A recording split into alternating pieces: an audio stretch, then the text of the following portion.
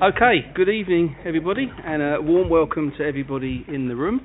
We have nobody here from in the public domain, but a warm welcome to those that are watching on YouTube channel this evening as well. My name is Councillor Steve Tuckwell, and I'm the chairman this evening for this meeting, which is the Major Applications Subcommittee for High Speed 2. So we've got a few housekeeping arrangements just to run through, and then we'll do some introductions, and then we'll get into the topics of debate that we're here for this evening. So in terms of housekeeping, well, there's nobody here, but for those members and officers that are here this evening, if there is a fire alarm, please do follow the exits, and the assembly point is at the front of the building near the foyer. I would remind everybody around the table to have your phones either switched off or set to silent. That would be good. And again, for those that are watching on the YouTube channel, there is feedback. There is a link at the bottom of the broadcast which takes you to the council's website, which allows you to leave feedback. So all feedback is gratefully received. So that's the housekeeping covered off. So I'll do some introductions. So I'll start off with the voting members this evening, and I'll start on my left with Councillor Janet Duncan and Councillor Oswald. Welcome to you both. And on the right hand side here, I've got Councillor Lavery, who's the Vice Chairman of this committee. Also got Councillor Chamdell, Councillor Brightman and Councillor Hagger. So a warm welcome to you all as well. I'm joined this evening, as are the members, by officers who help us with a legal and technical perspective. And on my immediate right here is James Roger, Head of Planning and Enforcement. And we have Ian Thine, who's the Principal Sustainability Officer. So, welcome. On my left, I have Anisha Teji, who's from Democratic Services, who's keeping the meeting in check tonight and keeping a formal record of the proceedings.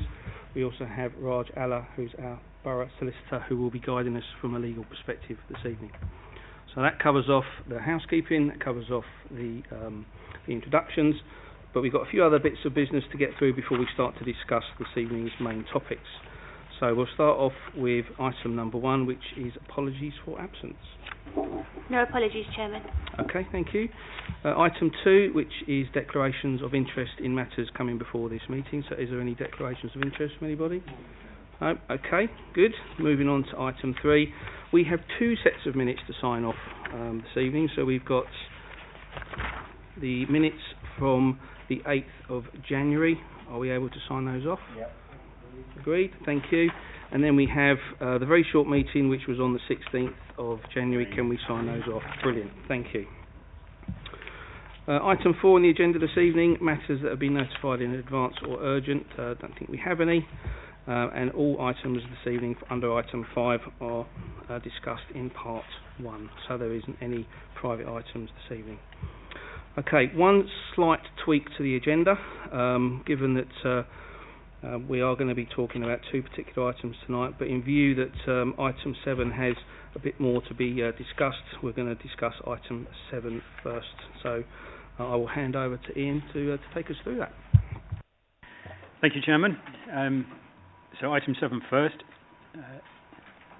So this is a Schedule 17 submission, Schedule 17 under the HS2 Act, for the approval of the arrangements and routes to be adopted for the movement of HS2 LGVs, large good vehicles, so they're 7.5 tonnes, and for the purpose of this, I won't be referring to HGVs, I will just be calling them LGVs, which is large goods vehicles. The submission is made under Schedule 17 Part 6, and this committee is considering the arrangements in relation to the preservation of the local environment and local amenity, the prevention of and reduction of prejudicial effects on road safety or the free flow of traffic, and the preservation of a site of archaeological or historic nature conservation. That last one is not relevant to this, so it's just the first 2 that we'll be considering tonight.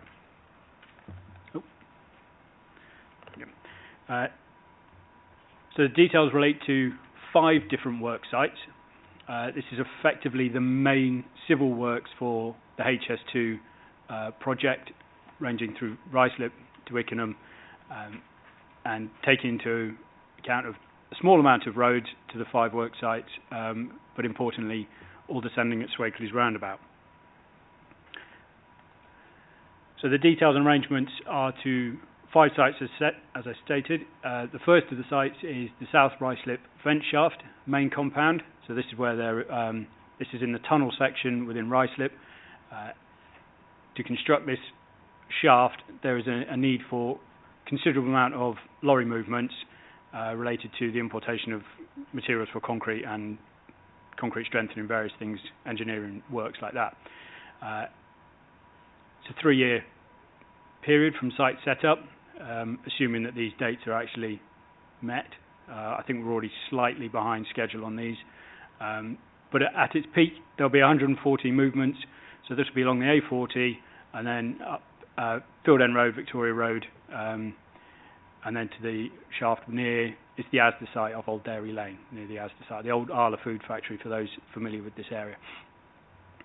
The general approach to this work site is of less concern than the others. The principal reason for this is the lorry movements do not come at Swateley's roundabout. They travel along the A40.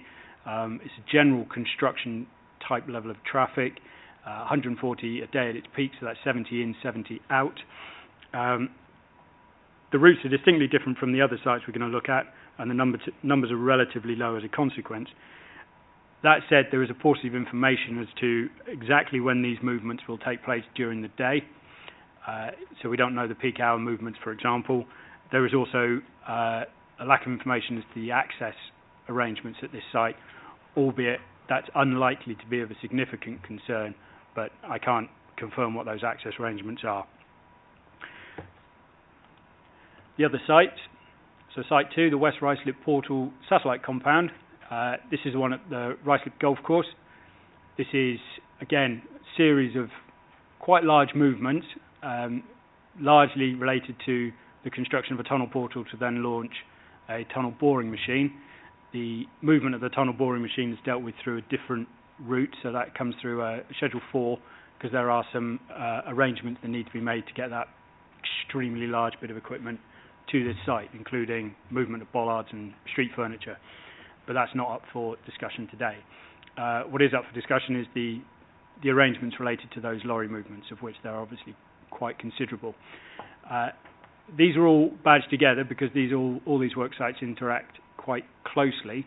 So the second on the table, second on the slide there, is site number 3, the Breakspear Road South site, and this is for various embankment works and creating the necessary engineering structures to get high-speed 2 over Breakspear Road South, as well as movement of material from the tunnel portal site out to Breakspear Road South and Harville Road.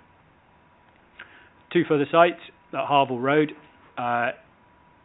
relating to works to get material out of the area and also the realignment of Harville Road. So again, the numbers in these 2 sites, because they use the same route, maximum of 290 a day, so that's 145 in and then out, on average 240 to 290.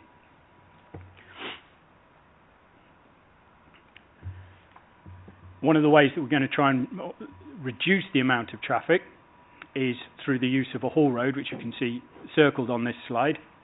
This is a haul road that's going to be constructed at the southern end of Ruislip Golf Course, which will connect the tunnel portal site to the compounds to the west of Breakspear Road South, and then into the major work sites in between Harville Road and Breakspear Road South.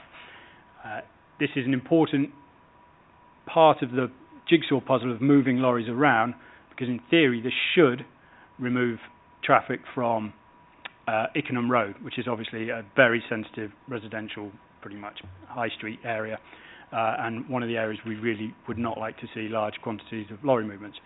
Unfortunately, I can't give this committee the comfort that it needs as to the effectiveness of this haul road at this stage, because we simply don't have the level of detail from HS2 Limited. So I can't tell you how many lorries will be going along this, and then where they will be going after this, either down Harville Road or down Breakspear Road South. And importantly in this area, this serves the Ruislip Golf Course compound, and there's some arrows which hopefully you can see on this site. The intention is for HS2 lorries to come up Ickenham Road, turn left off a new constructed access that's in play now, and then reach the golf course compound at the Tunnel Portal site, and then ultimately use the Hall Road to connect to the wider network. However, they are applying for permission to use Clacks Lane, which is the existing access to the golf course, which would be a right turn back onto Twickenham High Road. Now, this turn is particularly sensitive as it's uncontrolled. It's a very small residential access. It's opposite a petrol station, and it's in an area that is already heavily congested. The intention from the contractor is to not use that very often, to get most lorries in this area away on the Hall Road and then to Harville Road and Breakspear Road South, which has its own problems. However, I can't give this committee any comfort as to what that actually does for numbers because I don't have that information. That information is not part of this submission. In total then, there is a considerable concern with this submission because this is effectively the main civil works. The blue lines on that graph show the works from SCS, the oranges align. So SCS are doing the works east of Harville Road and Align are building the viaduct and various bits and pieces to the west of Harville Road. We have to consider the accumulation of all this traffic in this area. The top half is up to month 31, the bottom half is month 32 to month 58, so it's a considerable period of time.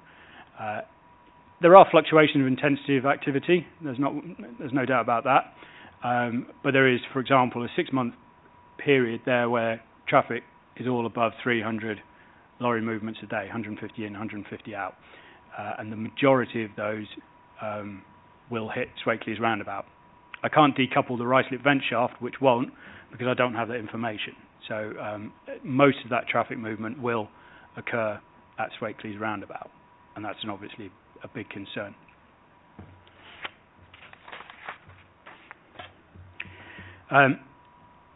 This was originally assessed as part of the environmental statement, which originally presented over 1,800 lorry movements a day at Swakeleys roundabout, which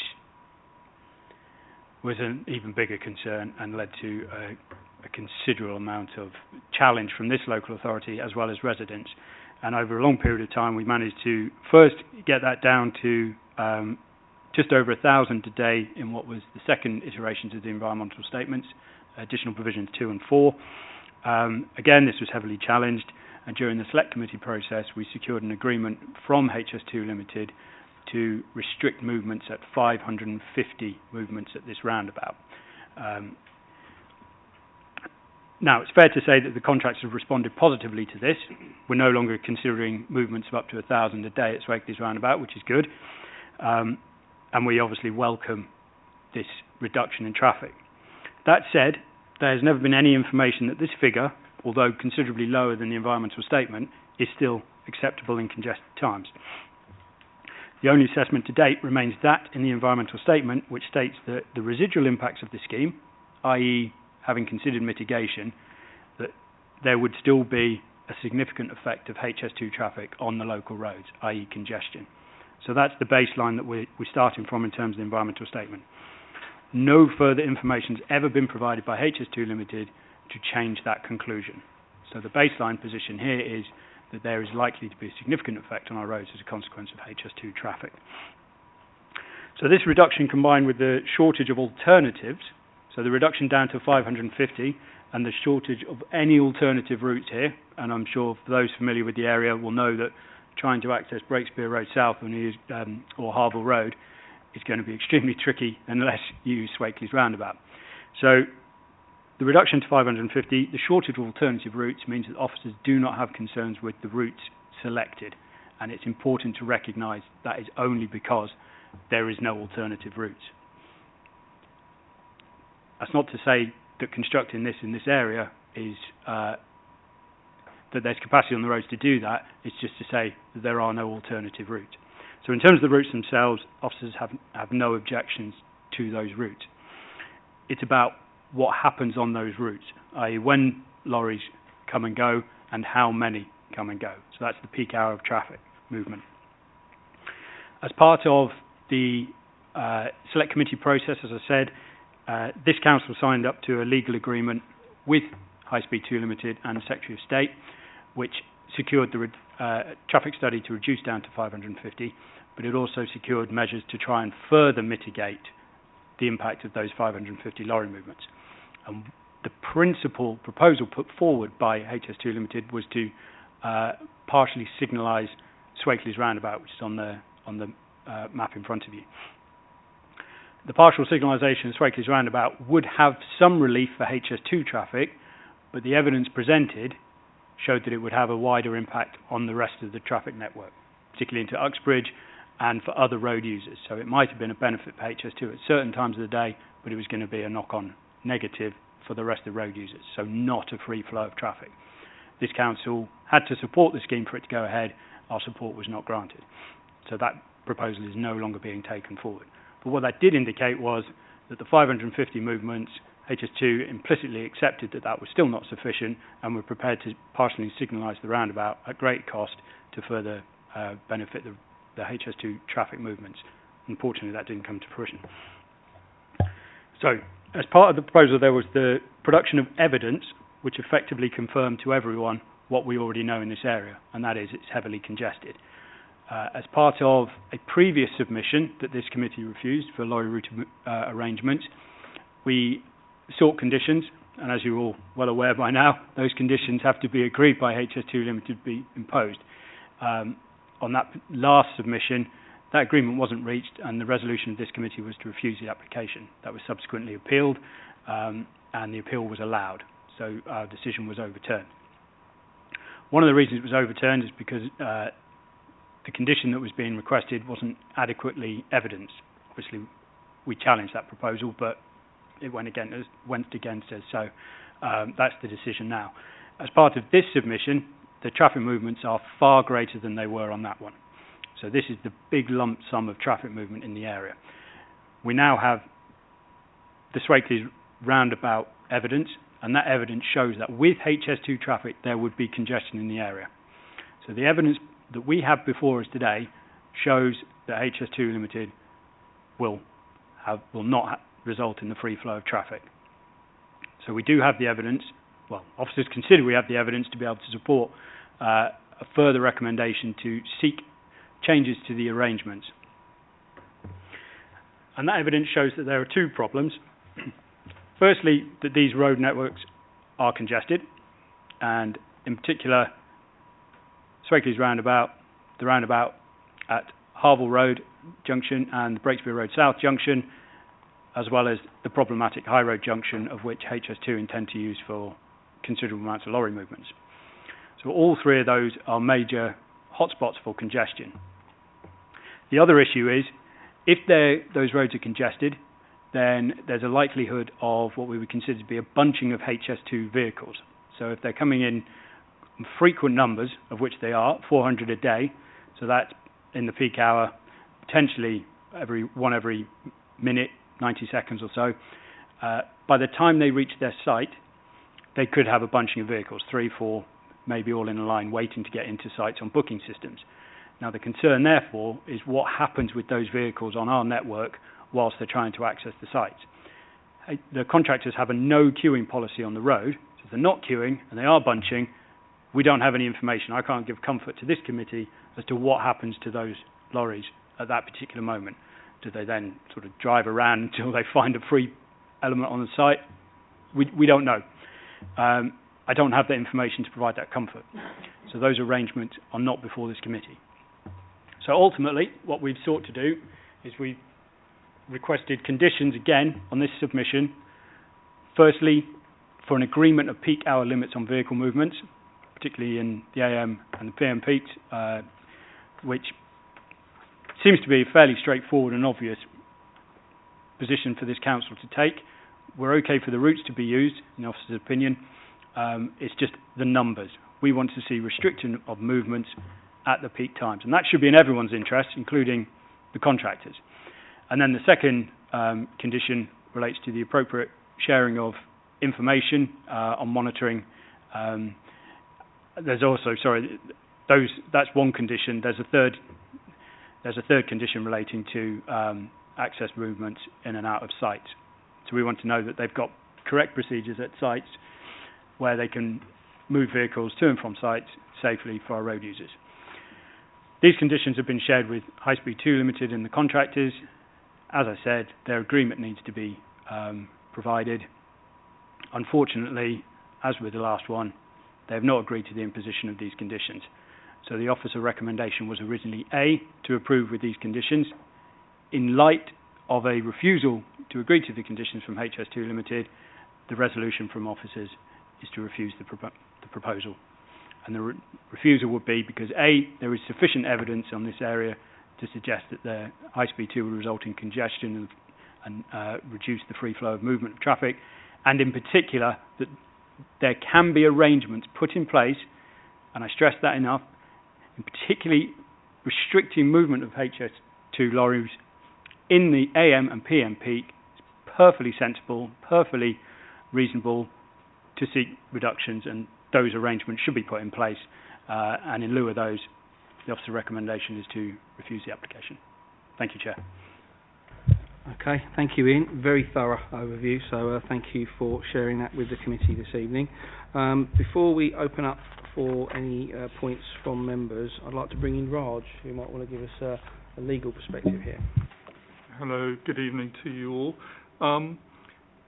These applications are obviously very different from the applications that you're used to determining under the Town and Country Planning Act, and under the High Speed 2 Act, this subcommittee is very, very constrained in what it can do, so it can only impose conditions or refuse applications if very, very prescribed statutory criteria are met. So the three options, which are theoretically open to members this evening, is to approve the application without any conditions.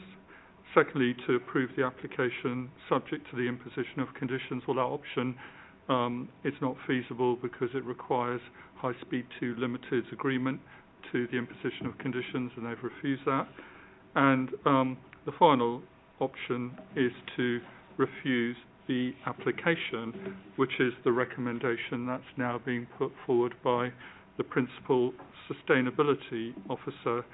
And I would just like, if I may, just take members through the statutory criteria should they be minded to refuse this application. So, Schedule 17, Paragraph 6, Subsection 5 says that the relevant planning authority may only refuse to approve arrangements for the purposes of this paragraph on two particular grounds. The first one's not relevant, so I'll talk to the second one, and that is the arrangements ought to be modified, one, to preserve the local environmental, local amenity, secondly, to prevent or reduce prejudicial effects on road safety or on the free flow of traffic to the local area, or to preserve a site of archaeological or historic interest or nature conservation value. And as the Principal Sustainability Officer has explained, that last paragraph isn't relevant to the consideration of this particular application. So you've got to be satisfied that the arrangements ought to be modified, and you've also got to be satisfied that they are reasonably capable of being so modified. And the guidance in the Act give very little guidance, if you like, on how that particular test is to be satisfied.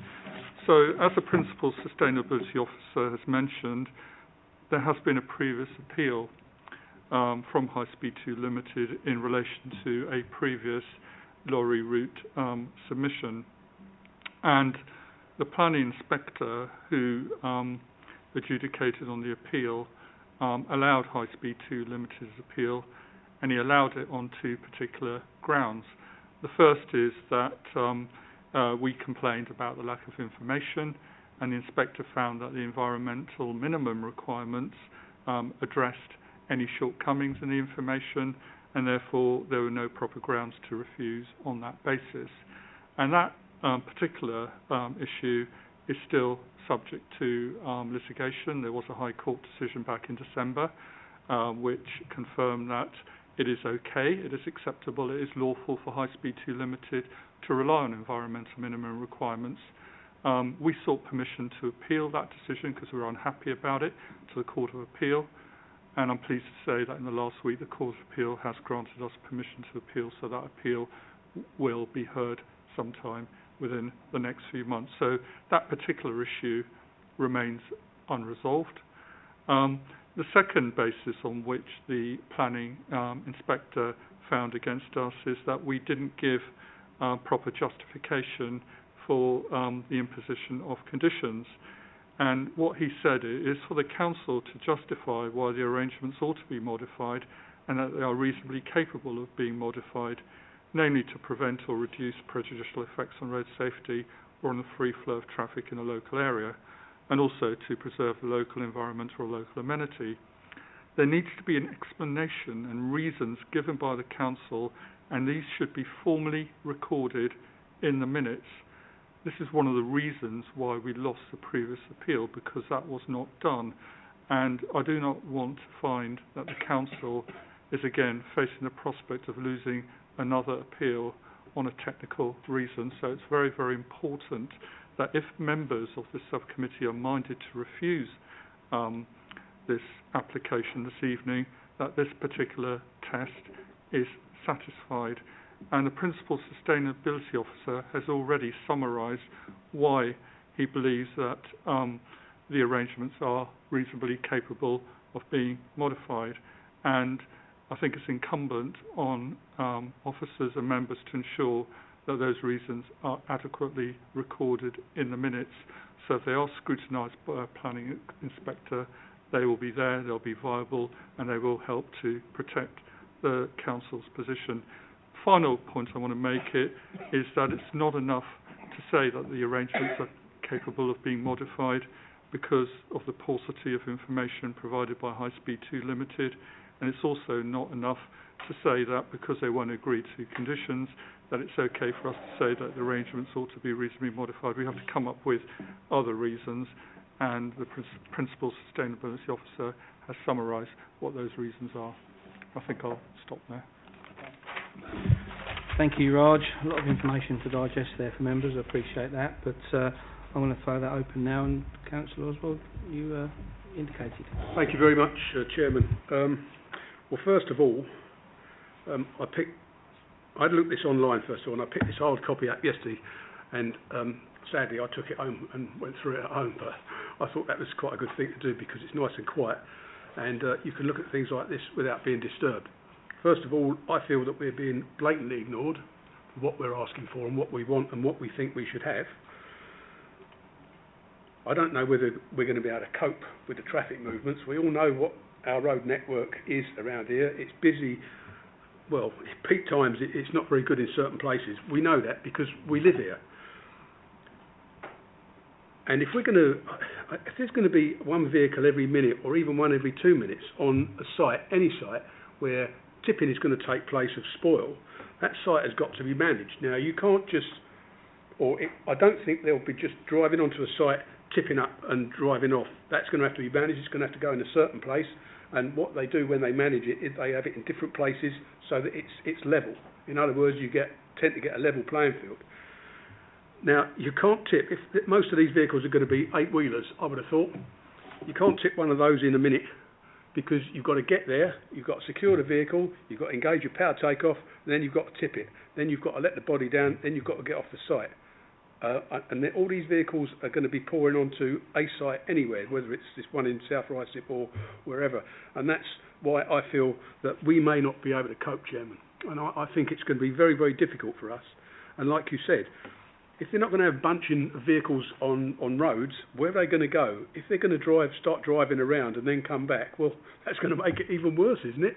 It's just going to move the problem from one place to another. I'm not happy with this. I'm not moving anything, but I tend to agree with the recommendation. Thank you, Chairman.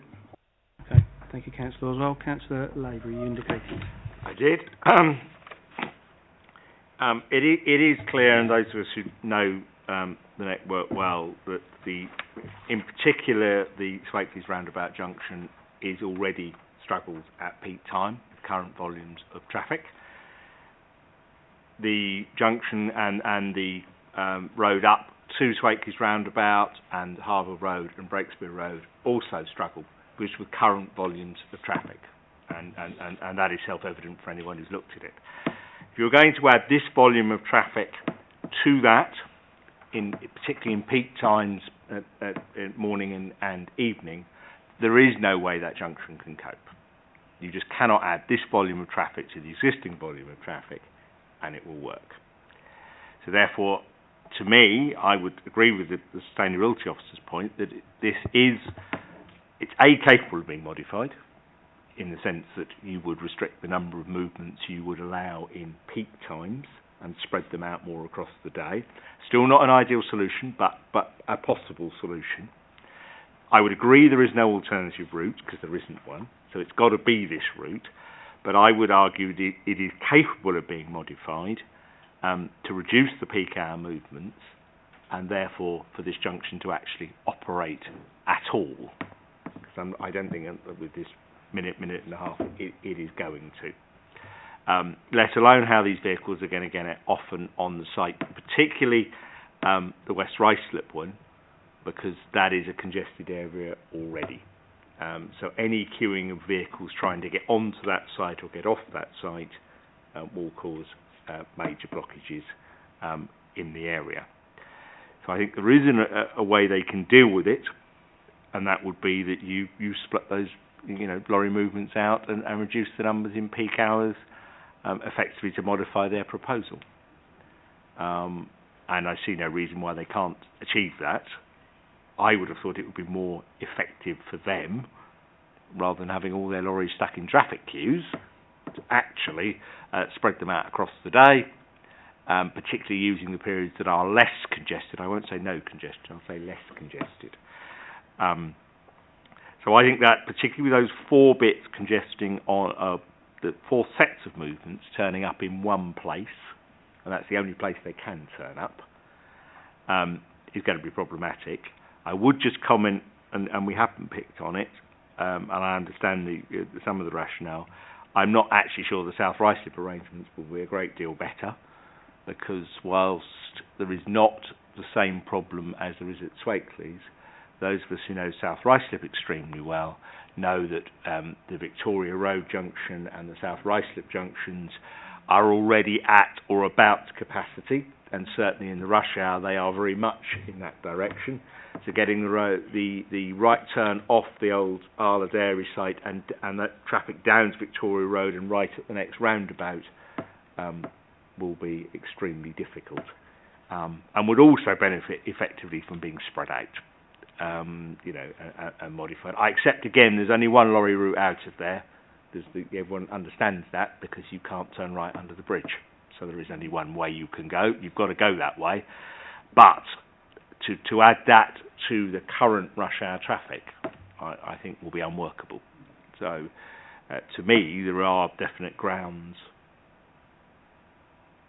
to ask them to modify that arrangement, and I think it is capable of being so done, using the routes they've selected, but just spreading their vehicles out across a greater portion of the day.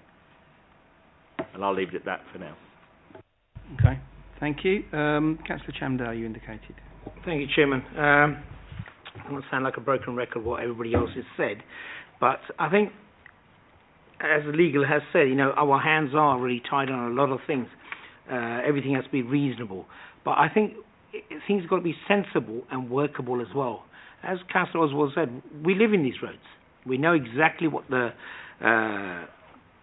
traffic is like in the mornings currently.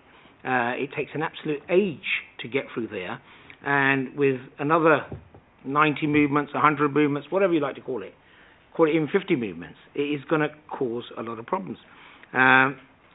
So, as Councillor Levy said, I can see these lorries batching up, especially if you go talk about West Ruislip specifically, and looking at the routes that they were saying they were going to go through. Even the exit route from the depot, you go around and you come to a roundabout. You come to a mini roundabout, if I'm not incorrect. Now that mini roundabout has to cope 1, 2, 3, 4, 5, nearly 5 exits. And I use that every day, and sometimes it takes an age. Having big HGVs on that small mini roundabout, I think, it will just stop completely the traffic. We need the information. Even though we're restricted in what we can do, we still need information into which to make a decision, and we're not just being given that. So how do we make the decision? There is workable things, and as Councillor Levy said, they've got to be spread out. We've got to know what the peak times they're looking at, and then it could be workable. But without that information, we're shooting in the dark, really. Well, that's my call. Hang on, anyway. Okay, thank you, Councillor Jamdale. Councillor Hagger, you indicated. Yes, thank you, Chair. I mean, I agree with everything that's been said. For me, I mean, like everyone else, I use the roads all day, every day in the morning, and congestion is horrendous along those at the best of times. I think one point I'd really like to make as well is if anything happens and there's an accident on either the A40 or any of the other outstanding roads around, especially at peak time, it will be literally impossible. Now that must come under also safety, pedestrian safety, road safety, everything around that area. And if you're going to add lorries into that mix as well, it's bad enough when an accident happens anyway around that area, let alone adding other vehicles. And we're talking about big vehicles here. We're talking about lorries, big vehicles. The backlog to that as well, I mean, exactly as we said, we're looking at a morning, if it's a morning rush hour, and we've got no constraints in, so we're not looking at modification, how can we manage that? There's going to be a massive backlog of lorries. If you combine the worst scenario, which is a road accident, lorries in the morning and congested traffic, you're going to be looking at least 5 hours standstill, if not 6. That's a long time. That's nearly all day, and we've had situations like that without the lorries impact. So I agree with what everyone says. I think it's really important that we have some more information, some modifications going in there, something that we can really get to grips with, because without that, we're not really going to be able to manage at all. So that's it. Thank you. Okay, thank you for your comments. I think we all know the M40, A40 as well, and we've all experienced it at some point more regularly than we would actually like. But okay, Councillor Duncan. Thank you, Chair. I wanted to ask a few questions, if that's all right, before commenting, just so that I'm clear in my own mind. Are these works going to be 24-hour operation? No. The work sites or the construction hours are 8 a.m. till 6 p.m. There is the material that comes out of the tunnel, that is a 24-hour operation, so that's on a conveyor belt, so the movement of material to the work site. So that work site will have some element of 24-hour operation, but the movement of LGVs will not be 24 hours.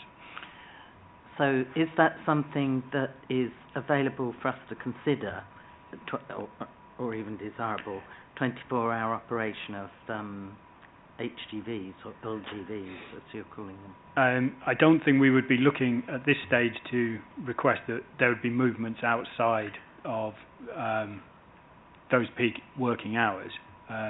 That's not been presented to HS2 before. In theory, if we ask them, I suspect there could be an opportunity to extend hours if there was good reason to. They have had extensions to hours where there's been problems on the road network, and they've wanted to do weekend work, for example, to reduce road closures on Breakspear Road South. So obviously if you do 7-day working, you don't have to close the road for as long. So you can work outside their core hours, but as a general rule, the residents have been against that level of activity because all these roads are effectively residential.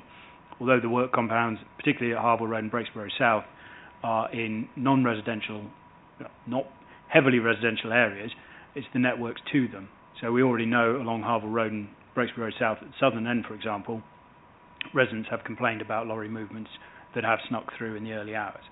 Yeah, so it's just that I wanted to know if we're asking it to be reduced further at any point, and saying that would be a reasonable adjustment, whether they would say, no, that's unreasonable, we're going to have to expand it in terms of hours, and for us to, express some view about that, based on the impact on residents.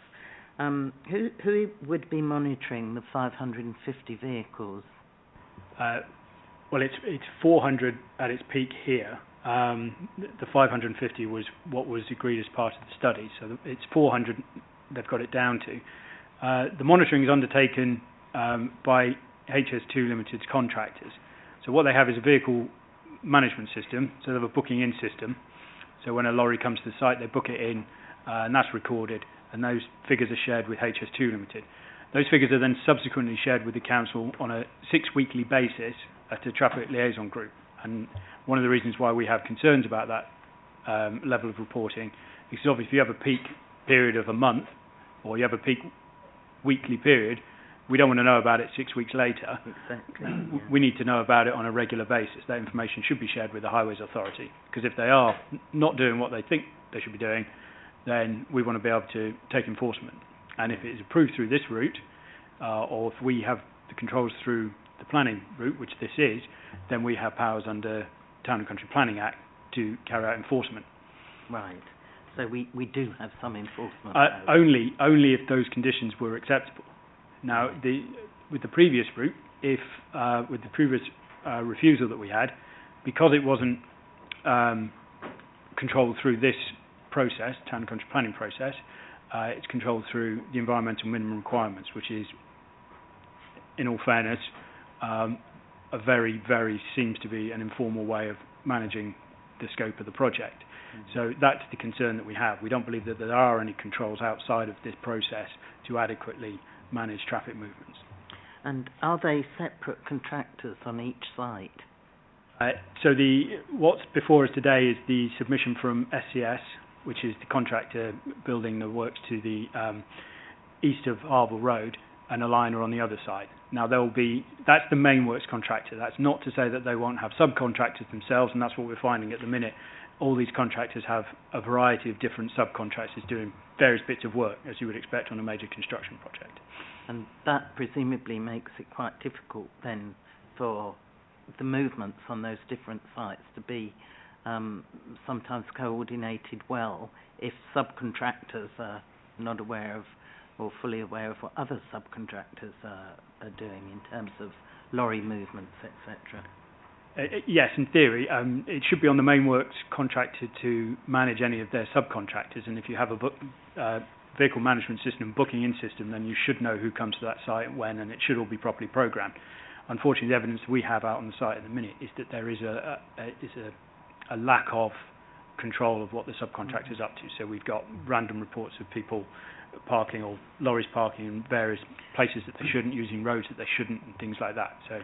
So we already have evidence then, just with the works that have happened now, that we could base, some of our considerations on that. We do think that this may be something impacting.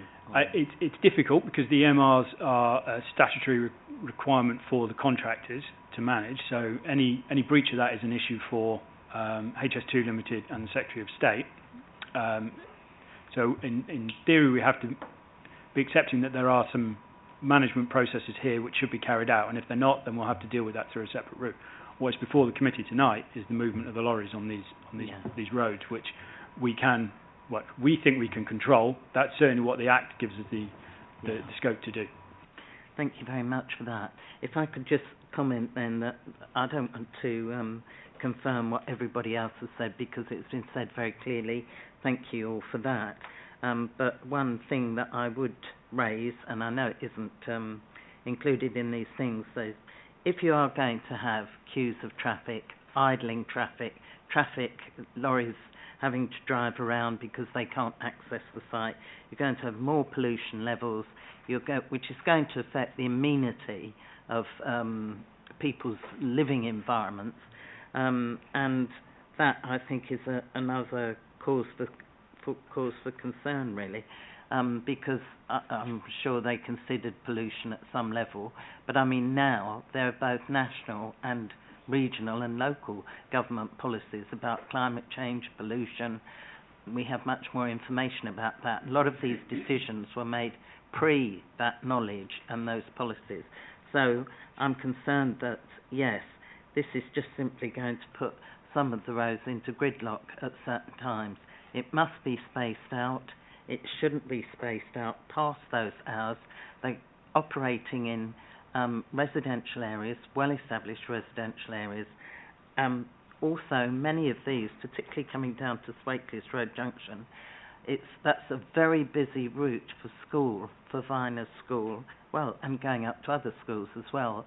So you're talking about not just residential areas, but where there are schools, school children. We're trying to get children to walk more to school or cycle to school. Well, it looks as if that's not going to be a possible thing to encourage people to do. So I think on all levels I would definitely support refusal for the reasons that have been clearly outlined. I mean, if we need to say more about those reasons, please advise us as officers, and we'd be happy to do that. Thank you. Bart, did you want to come in at that point? There's been a very robust discussion, rightly so. We'll need to summarise the reasons for refusing this application if this is what members are minded to do.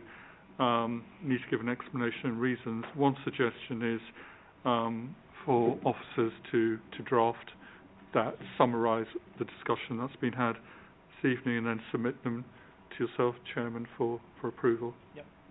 And then they can be recorded. You happy with that? But I think we need to, Councillor Oswald, you had a... Yeah, thank you very much, Chairman. Just one last comment, if it's going to be one last comment. It just came to my mind that if there is a traffic build-up anywhere, and I'm pretty sure there's going to be, I mean, we know what these roads are like around here, especially at peak times. If these trucks are going to be stuck in traffic, well, they may not even make the number of movements that they want. However many it is a day, however many it is, they may not even make those numbers because of the build-up of traffic. If they're going to just be sitting there idling, my colleagues just made the point, and it was about air quality, basically, Janet, wasn't it? There's that as well. I mean, there's a risk there, but that was just a comment I was going to make. And with that, Chairman, I'll move the officer's recommendations, if you like. Okay, thank you, Councillor Lavery. Well, Councillor Oswald saved me a job because that's what I was going to do. So I'm happy to second that, subject to the legal officer's comments that obviously the summary will need to be provided to you and agreed, but I'm happy to second. Okay, thank you. Councillor Brightman? Okay, I think before we go to, we got a mover, we got a seconder, but I think we just need to clarify what we're actually voting on. So there was the point made about the South Ruislip routes. We need to get that into the wording somehow. Yeah? Well, in our committee report, Chair. Sorry, if I could just say, we need to be clear because in our committee reports there are two resolutions, approval or refusal. And it's resolution 2, I think, that we are. We'll see what the vote comes up with. So, but we have a mover and we have a seconder. Can I have a show of hands, please, for offer refusal? Okay, that is unanimous. So that item is refused. Okay, right, now we go in reverse and we go on to item 6. So over to you, Ian. Yes. Thank you, Chairman. Item 6. So this is effectively just an update tonight, so it should be relatively straightforward and short. So there is no recommendation for a decision at this stage. I just wanted to update the committee on what would have been item 6, which is the Colne Valley Viaduct, which, as you can see, starts again, all the same area, west of Harville Road, and then moves up to the Colne Valley, which is the boundary of the council. So there's 2/3 of the viaduct is within this borough, and we will be considering the built form and the design of this viaduct. The other side will be dealt with through Bucks County Council, or South Bucks District Council, should I say, with a resolution that they will share with us in due course. So the reasons for consultation on the viaduct: if the relevant planning authority is a qualifying authority, which we are, it may only refuse to approve plans or specifications for the purpose of this paragraph on the grounds that, and there are 2 stages here. Step 1, the design or external appearance of the building works ought to be modified to preserve the local environment or local amenity, to prevent or reduce prejudicial effects on road safety, to preserve a site of archaeological or historic interest or nature conservation value. In particular, this site is this area is an extremely important nature conservation area. There's triple SIs here, sites of special scientific interest, which are nationally designated, and regional conservation designations. So that's step one. Step two, once you've identified that the work ought to be modified, then step two is that we should be able to demonstrate that, in particular, the design of the viaduct is reasonably capable of being so modified. Now, for obvious reasons, that's a bit more problematic. Now, in relation to the first step, we're required to consult the Environment Agency in relation to the conservation of natural beauty or amenity of inland or coastal waters, conservation of flora or fauna, which are dependent on an aquatic environment, or the use of inland waters or land associated with them for recreational purposes. So in relation to the viaduct crossing the Colne Valley, all three reasons for consulting the Environment Agency are triggered. Officers are of the opinion that that should require some form of positive engagement from the Environment Agency on those three matters in relation to the design of the viaduct. Unfortunately, what has happened is the Environment Agency initially were silent, and when questioned as to what that silence meant, they responded saying that the silence means they've got no comments. Now, this will be one of the largest viaducts in the whole of the UK, and it crosses some extremely sensitive waterways, controlled waters, and species that rely on the aquatic environment. So we were expecting something more substantial from the Environment Agency. As a consequence of their lack of engagement, we have been unable to reach a conclusion on whether this proposal, particularly in relation to step one, is adequate. So we don't have the information in front of us at this stage to be able to determine whether the viaduct ought to be modified in the first instance. So there is a lack of information and a lack of adequacy from the Environment Agency, which you've seen the letters, which we've gone back to them on fairly robustly, seeking a more substantive engagement. So that's step one, which we can't engage with at the minute. Step two is once you've identified that there is a problem, and the information should be there to enable us to be able to determine that, you reach step two. And step two is that we should be able to say that the viaduct can reasonably be modified. Now, for obvious reasons, this local authority is not in the habit of building high-speed 2 viaducts across sensitive ecological sites. In fact, no one is, because this is the first of its kind in the UK. So the ability for this council to say what is reasonably being capable of being modified to this viaduct is problematic, particularly if it's substantial modifications. So the second stage, we've simply gone back to High Speed 2 Limited to ask them what kind of modifications are reasonably capable of being modified, what changes to the viaduct are reasonably capable of being modified, and to seek their engagement on those matters. So that's where we are at the minute. These are just some of the images that are taken out. Current view is that there are concerns about the bulk and the design of the viaduct, and we're basically seeking HS2's take on whether that can be modified in some way. But either way, in the first instance, officers would like the full suite of information to be able to inform this committee as to step one, and then we'll cross the bridge when we come to it on step two. My apologies for that terrible pun. It wasn't intended. So in next steps, we've sought a resolution for an extension of time from High Speed 2 Limited to the next committee date, which is 8th of April, so the extension of time runs till the 9th, the request does. We haven't heard back from them yet. If they don't respond positively to that, they're entitled to appeal non-determination in effect, at which point officers will bring a formal resolution or recommendation to this committee in due course. So that's where we are, Chairman. Okay, thank you for that, Ian. Raj, before we maybe ask members to pass comment on what they've just heard, is maybe give the committee a bit of a steer as to how this next bit works. I mean, as the Principal Sustainability Officer said, if we don't determine a Schedule 17 application within an 8-week period or such further period that has been agreed with High Speed 2 Limited by way of an extension of time, then High Speed 2 Limited are then entitled to appeal to the Secretaries of State for Transport and Housing, Communities and Local Government. And what will then happen is that the Secretary of State will either recover the appeal, so they'll deal with themselves, or they'll delegate it to the planning inspectors.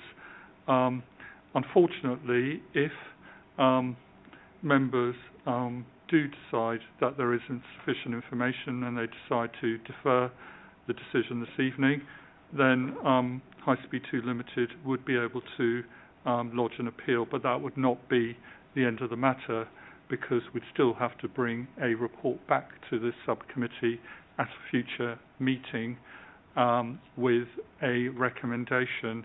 And again, that would be a recommendation to approve the application, to approve it subject to a condition, or to refuse it. The distinction between Schedule 17, Paragraph 2, which the viaduct relates to, and the previous application, lorry route approval, Schedule 17, Paragraph 6, is that you can only impose a condition on a lorry route submission with the agreement of High Speed 2 Limited. For Schedule 17, Paragraph 2 applications, the agreement of High Speed 2 Limited is not required. So that is an important distinction. So the likelihood is that High Speed 2 Limited may well decide to appeal, but we are obligated to bring a report back to this committee at some future point with a recommendation. So we have a recommendation to defer for further information. Does that need to be moved, seconded and voted on? It does. Okay. Yeah. All right. So we'll throw it open to members to comment. Councillor Lavery. Well, I don't think there's much point in us debating it. We clearly have not got sufficient information, particularly from the Environment Agency, to make any determination. And clearly, we would wish to understand whether HS2 are capable of modifying the design, because there may well be concerns about that when we get to that bit. So on that basis, I would be more than happy. I would move deferral of this application at this time, subject to us then seeing what comes back, either to the next meeting in terms of them agreeing it, or if the report needs to come back because they appeal us. But I would move deferral. Okay, thank you, Councillor Lavery. Councillor Duncan? Yes, I would be happy to second that, but I would ask, I don't know whether this is too much of a detail, as we're dealing with broader principles here, but I would like I know it's going to be concrete, we've gone into that, I think, in a previous presentation, but I would like it to be treated with some anti-graffiti surface, because when you look at this, it's going through one of the most beautiful parts of the borough. It's going to be clearly visible, and it's the sort of thing that often when you're travelling around you see these kind of structures absolutely totally defaced with graffiti. So I know that there's cost to that, but I do think that it's reasonable to ask for that. Okay. Otherwise there's going to be a lifetime of revenue costs of people having to go out and clean them, remove unacceptable kind of all graffiti is unacceptable, but you know, racist graffiti or what have you. Yeah. Okay, no, thank you. So we have a mover. Councillor, did you second that? I seconded it. You seconded it. So can we have a show of hands, please, to accept the recommendation to defer for further information? That's unanimous. So thank you very much for your time this evening. That concludes the HS2 Major Applications Planning Subcommittee. Thank you for your time this evening.